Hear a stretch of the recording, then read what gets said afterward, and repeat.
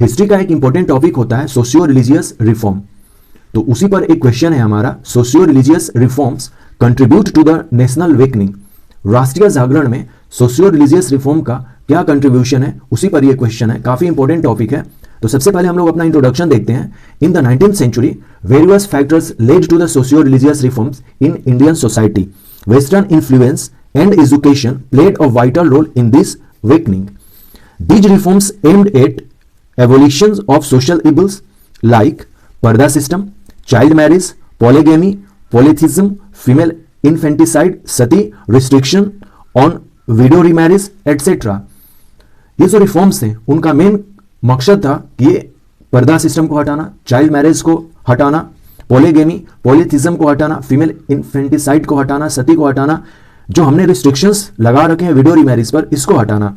It also reformed religious rigidities, dogmas, superstitions, idolatries, obscurantism, caste hierarchy etcetera. इन सबको क्या करना है, इस रिफॉर्म के द्वारा इनमें चेंज करना है। These reforms came through various movements and act. Okay, यह जो मूवमेंट हुए थे सोशियो रिलीजियस रिफॉर्म जो हुए थे वो कुछ मूवमेंट के द्वारा हुए थे और कुछ एक्ट के द्वारा हुए थे। मूवमेंट में जो आम जनता है वो मूवमेंट करेगी और एक्ट जो है वो सरकार ले आएगी। तो उस समय ब्रिटिश गवर्नमेंट थी, तो देखेंगे कि कौन कौन से उन्होंने एक्ट ले आए जो कि सोशियो रिलीजियस रिफॉर्म में कंट्रीब्यूट करते हैं। जैसे कि मूवमेंट में ब्रह्मो समाज राजा राम मोहन रॉय द्वारा फाउंड किया गया था 1828 में। 1828 Prarthana Samaj by Atmaram Pandurang. Women empowerment by Ishwar Chand Vidyasagar. Ishwar Chand Vidyasagar ने काफी काम किया था विमेन इंपावरमेंट को लेकर। Young Bengal movement by Henry Vivian Derozio. Next अब हम लोग कुछ कैरेक्टरिस्टिक्स देखते हैं। So character of socio religious reform, they aimed at removing the superstitions in religion to help in reducing caste rigidity, spread education.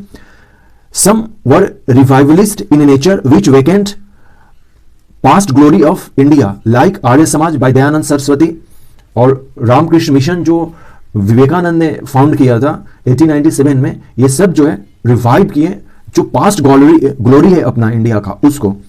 Some movements aimed at religious upliftment and consciousness. Social practices were aimed to be purge to ill habits and effect. Movement like Wahabi movement like जैसे कि Wahhabi movement है, अभी just देखेंगे 3 movement को, Aligarh movement है और Deoband movement है। ये जो मूवमेंट है इनका जो कैरेक्टर है कुछ इस तरह से है। Were concerned with Muslim socio religious reforms which sometimes became critical to national interest. ये जो तीनों मूवमेंट अभी हम लोग देखेंगे इनके बारे में, ये मुस्लिम सोशियो रिलीजियस रिफॉर्म को प्रमोट कर रहे थे, लेकिन कभी कभी ये क्रिटिकल हो जाते थे नेशनल इंटरेस्ट को लेकर। तो वो 3 मूवमेंट इस तरह के हैं। तो सोशियो रिलीजियस मूवमेंट में ये भी मूवमेंट थे। वहाबी मूवमेंट, ये सैयद अहमद जिनका जन्म 1786 में हुआ था और सैयद अहमद की जो डेथ है वो 1831 में हुई थी। इन्होंने 1830s के बाद से स्टार्ट किया था वहाबी मूवमेंट। ये राय बरेली से थे, इसलिए इन्हें बरेलवी भी कहते हैं। सैयद अहमद बरेलवी भी इन्हें कहते हैं। तो वहाबी मूवमेंट का फाउंडेशन किसने किया था? सैयद अहमद ने, और ये राय बरेली के थे, इसलिए इन्हें बरेलवी भी कहते हैं। और जो वहाबी मूवमेंट है वो 1830 के दशक में हुआ था, अर्थात कि इनके मृत्यु के ही समय, मतलब मृत्यु से 1 साल पहले इन्होंने ये स्टार्ट किया होगा वहाबी मूवमेंट। अलीगढ़ मूवमेंट, सैयद अहमद खान एक काफी बड़े फिगर है इंडियन हिस्ट्री में। इनकी जन्म 1817 में और इनका जो डेथ है 1898 में होता है। इनका जन्म दिल्ली में ही होता है, चांदनी चौक में। सैयद अहमद 1875 में अलीगढ़ मूवमेंट की स्थापना करते हैं। फिर आता है Deoband movement, founded by Mohammad Abid Hussain 1866 में। तो ये कुछ कैरेक्टरिस्टिक्स रहे अपने सोशियो रिलीजियस रिफॉर्म के। फिर हम लोग देखते हैं और मूवमेंट देख लिए, कुछ लेजिस्लेशन देखते हैं। जैसे कि हमने कहा था कि कुछ जो मूवमेंट है वो आम लोग करेंगे, आम जनता करेगी, लेकिन जो एक्ट है और लेजिस्लेशन है ये सरकार ले आएगी। तो some legislations like Bengal regulations of 1829, banning sati, Hindu widows remarriage act 1856 and age of consent act 1891। अब हम लोग देखते हैं कि कंट्रीब्यूशन क्या है।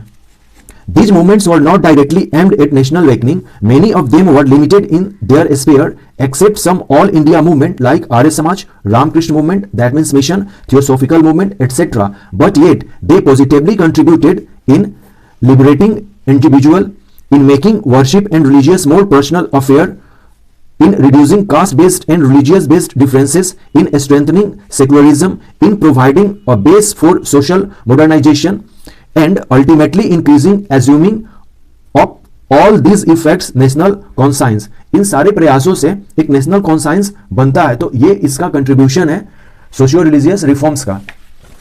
नेक्स्ट हम लोग फाइनल देखते हैं, कुछ इसके निगेटिव कंट्रीब्यूशन भी थे, वो पॉजिटिव कंट्रीब्यूशंस में आएंगे। तो निगेटिव कंट्रीब्यूशन में having narrow social base, increasing differences is side effects, indirectly contributing to increase mystic vision, leading communal differences among Hindus and Muslims and others, limited in national awakening। Okay, हमने इसको कहा कि ठीक है ये national awakening में काम कर रहा था, लेकिन इसकी जो नेचर थी वो लिमिटेड थी। एज अ होल इट, अब इसको हम लोग कंक्लूड कर देते हैं, तो कंक्लूजन में हम लोग कुछ ऐसे लिख सकते हैं, as a whole it is true that these reforms helped in national awakening in the time where no other means available for that purpose.